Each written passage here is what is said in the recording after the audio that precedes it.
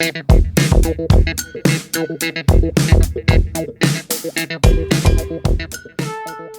guys, what is up? This is Matthew Davis, me once again. Welcome back to another movie review, aka After I Saw. This time it is going to be on F1 the movie. I'm just going to call it F1 because this isn't really based off anything, so yeah. But anyways, F1 stars Brad Pitt and is directed by Joseph Kosinski. And in this movie, Brad Pitt plays a very popular, a very big racer who had to retire because of an accident he got into, but his former teammate, played by Javier Bardem, asked him to come back for one last ride, and joining in alongside a rookie named Joshua Pierce.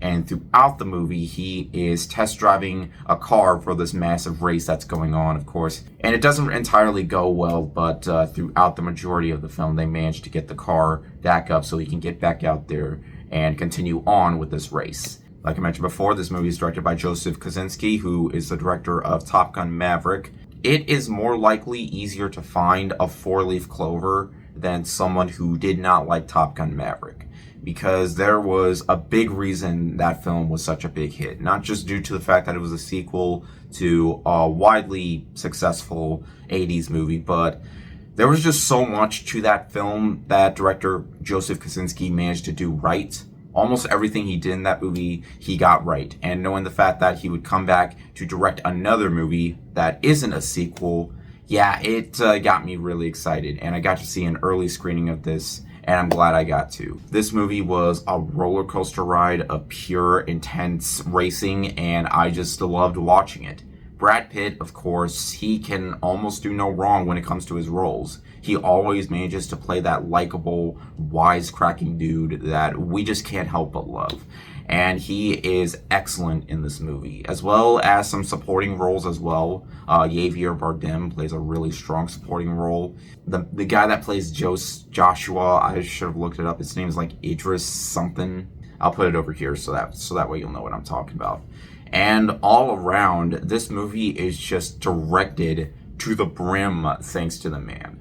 It's definitely going to have some Top Gun Maverick vibes, just rather than being in the sky, it's on the road, which for some people, they're definitely going to compare it a lot to that. The story doesn't really have that many differences to Top Gun Maverick, so for some people, that might be a bit of a bother, feeling like, well, it's just Top Gun, just with cars. But to me, because the movie was so intense and entertaining despite its 2.5-hour runtime, it can pretty much be excused from my point of view, especially since it still has those same shots that look very impressive. Practical racing all around, it just felt so satisfying to watch on the biggest screen possible.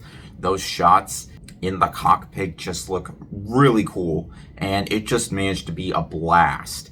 And there are sequences throughout the movie that just never feel like they slow down when it comes to the racing sequences. I'm not going to spoil anything here, but even when it came to the beginning, the editing was just so quick that it was just easy to get right into the storyline, even though it doesn't really do anything new. But still, that doesn't mean that the storyline is bad. It's still really fun to get into, especially with how much I like the characters being played by these people.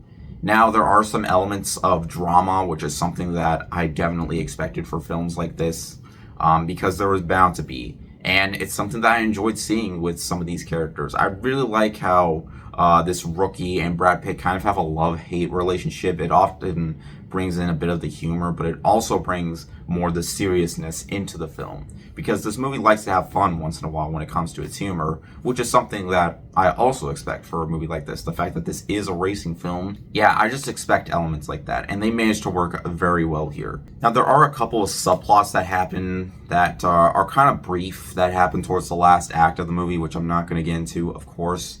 I didn't really feel like they were fully necessary, especially since the last act definitely lasts very long in terms of the racing sequences that happen.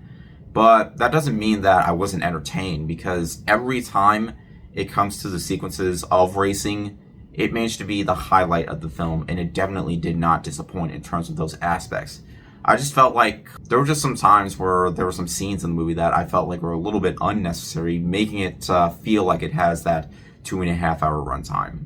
But still, most of it, I still really enjoyed. There was not really a time in this movie where I just feel like, there was just a moment that just completely ruined the movie for me.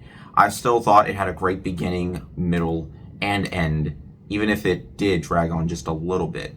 But I expected a movie like this to have some sequences like that, in terms of some moments having to be dragged on a little bit. But regardless, the movie is incredibly well shot. Performances all around. And Joseph Kosinski directs the hell out of this movie. And it never manages to shy away from it just being a flat out entertaining film that you can eat popcorn to while also still being very engaged. While it doesn't have anything new to the story, it's still very much getting into in terms of what it has to bring in terms of Brad Pitt's character. It was just all around a blast, and you have to see this movie on the biggest screen possible. Don't wait for Apple TV Plus or whatever streaming service, because it just doesn't have that same experience as seeing it on the big screen. When I went to go see this movie in IMAX, there was a huge amount of people, so it goes to show that I have a feeling people will support this movie, and I hope they do.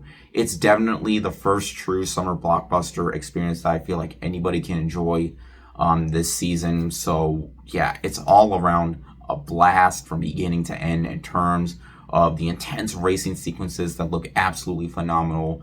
Brad Pitt's really solid performance, as well as Joseph Kosinski's fast direction, and it was just all around a really fun time. These are the films that I enjoy seeing on the big screen because they always manage to bring in that effect, while the small screen just doesn't nearly have that same effect on me. I love that I can go out and see movies like this. And if you love Top Gun Maverick, you should definitely support this film. It may have some similar vibes to that, but there wasn't a single time where I was all like, this is just Top Gun Maverick, but with cars.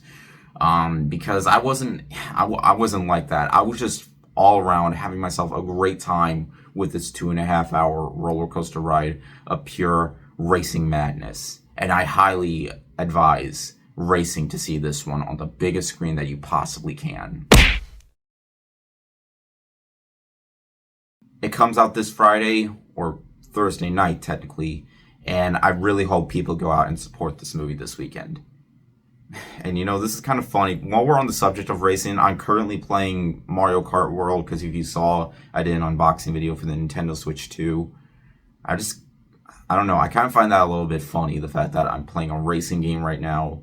A new racing game and a new racing movie just came out, so yeah, I don't know, I just kind of found that a little bit interesting. I mean, obviously, most people aren't going to find that interesting, but I just kind of found it a bit funny. But anyways, thank you guys so much for watching. If you enjoyed the video, as always, make sure to like and maybe subscribe for more. You can also follow me on Twitter or Instagram or maybe Blue Sky. Links are in the description. And yeah, I'll see you guys later. Word out.